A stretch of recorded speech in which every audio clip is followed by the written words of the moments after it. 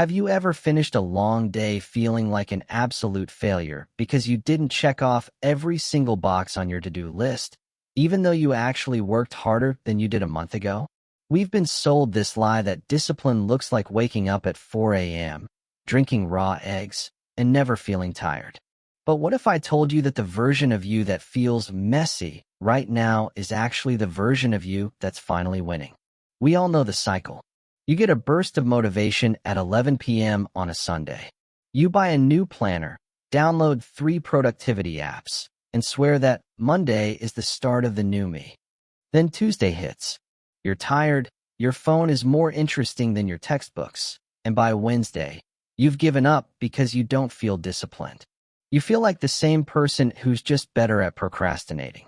You're looking for a lightning bolt of change, but discipline isn't a lightning bolt. It's more like a slow-growing tree. You don't see it getting taller every day, but that doesn't mean the roots aren't digging in. Here's the shift. Discipline isn't the absence of struggle, it's the evolution of it. You're waiting for the day when hard things become easy. But the truth is, the hard things stay hard. You just stop negotiating with them. If you're feeling frustrated right now, it's actually a symptom of growth. You're finally noticing the gap between where you are and where you want to be. That gap is where the real work happens. Most people quit here because they think that friction means they're failing.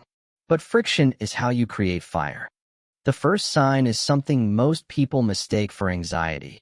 It's the death of the guilt-free skip. Remember when you used to procrastinate, and it actually felt kind of good? You'd spend 4 hours on TikTok and feel totally fine until the deadline hits. But now, when you try to waste time, there's this nagging voice in the back of your head. It's uncomfortable. You're sitting on the couch, but you're not actually relaxing. This might feel like stress, but it's actually your internal standard rising.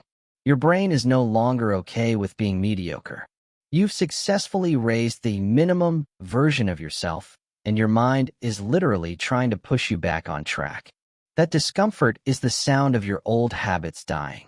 But here's where it gets interesting. Have you noticed that the negotiation phase is getting shorter? A month ago, if you had to study or hit the gym, you'd argue with yourself for 2 hours. You'd weigh the pros and cons, check the weather, and eventually decide to do it tomorrow. Now, you still don't want to do it. Let's be real, you never will, but you've stopped the debate. You think about skipping, and then, almost on autopilot, you just start. You've moved from, I'll do it when I feel like it, to, I'm doing this because I said I would. This is the 3-second rule in action. If the gap between the thought and the action is shrinking, you're becoming dangerous. And this is the part nobody tells you. Discipline isn't about never falling off the wagon. It's about how fast you get back on. Earlier this year, if you missed a workout or failed an exam, you'd let it ruin your entire week. You'd go on a failure spiral and give up on everything. But now, you have a bad day, you feel the sting, and then you show up the next morning anyway. You've realized that one bad meal doesn't make you unhealthy, just like one productive hour doesn't make you a CEO. You've stopped seeking a perfect streak and started seeking a resilient one. If you're reset, time has gone from a week to a single day, you've already won the biggest mental battle there is. Now, this might sound simple, but look at your phone usage. Not the screen time, but why you're picking it up. Real discipline shows up when you can handle being bored for 10 minutes without needing a hit of dopamine. Are you starting to realize that the grind is actually just a lot of boring, repetitive tasks? When you start to accept that progress is mostly mundane, doing the same practice problems, writing the same notes, showing up to the same desk, and you do it anyway without needing a hype video to get you started, that's it. That's the magic of the mundane. You've stopped looking for a spark and started relying on the system. The final sign is actually a bit lonely, but it's the most honest one.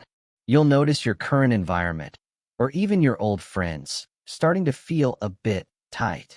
You might feel a little out of place when everyone else is complaining about things they aren't trying to fix.